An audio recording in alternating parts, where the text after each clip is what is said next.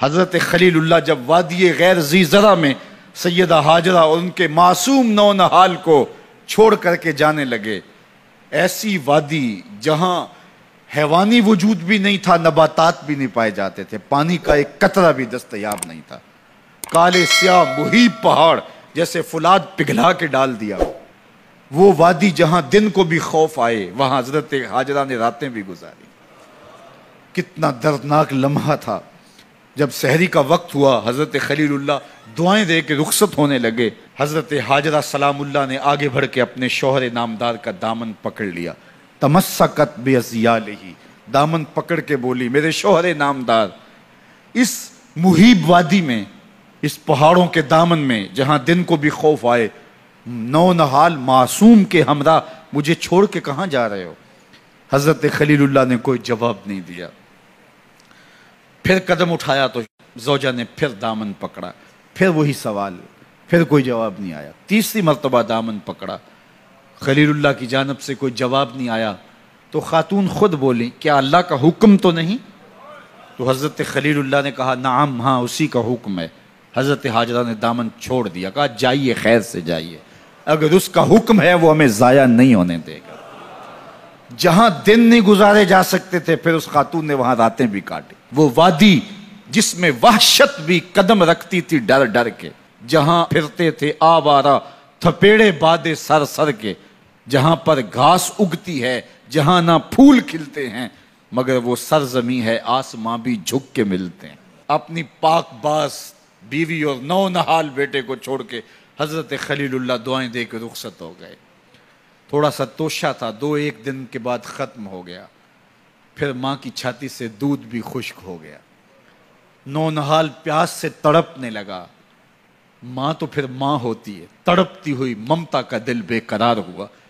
ایک پتھر کے سائے میں معصوم اسماعیل علیہ السلام کو لٹایا اور پانی کی تلاش میں جبل صفا پہ چڑھی۔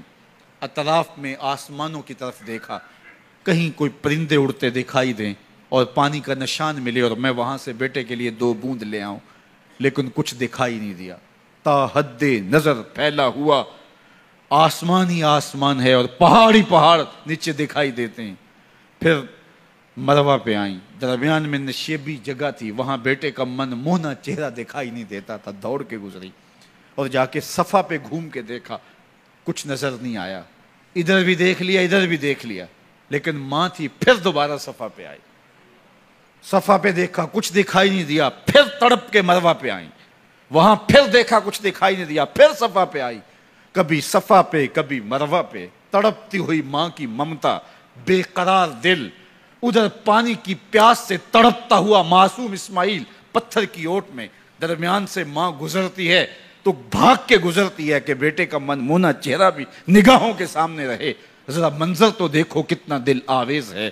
اللہ اکبر، سینوں میں پتے پانی ہو جائیں، پتھر بھی ہو تو پگھل جائے اس زہرہ گداز داستان سے، لیکن اللہ پر توکل اور ماں کی بے قراریاں، کبھی صفا پہ کبھی مروہ پہ، زبان پہ شکایت نہیں ہے۔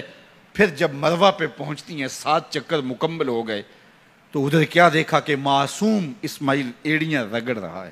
ماں کا دل ڈولنے لگا کہ بیٹا آخری لمحوں میں دوڑی کہ بیٹے کو جا کے اپنی چھاتی سے چمٹاؤں، ہو سکتا ہے 2 قطرے دودھ کے اس کی زندگی کی آس بندھا دیں۔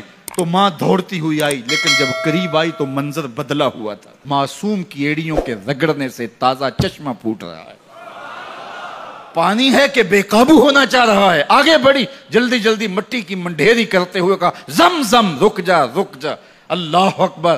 ہاجرہ سلام اللہ علیہا نے حضرت اسماعیل کی محبت اور اپنے رب پر توکل کی انوکھی اور البیلی داستان رقم کی۔ کہا ہاجرہ تو نے بھی حد کر دی، لیکن قیامت تک تیری راہوں کو بھی جلوہ گاہ بنا دیں گے۔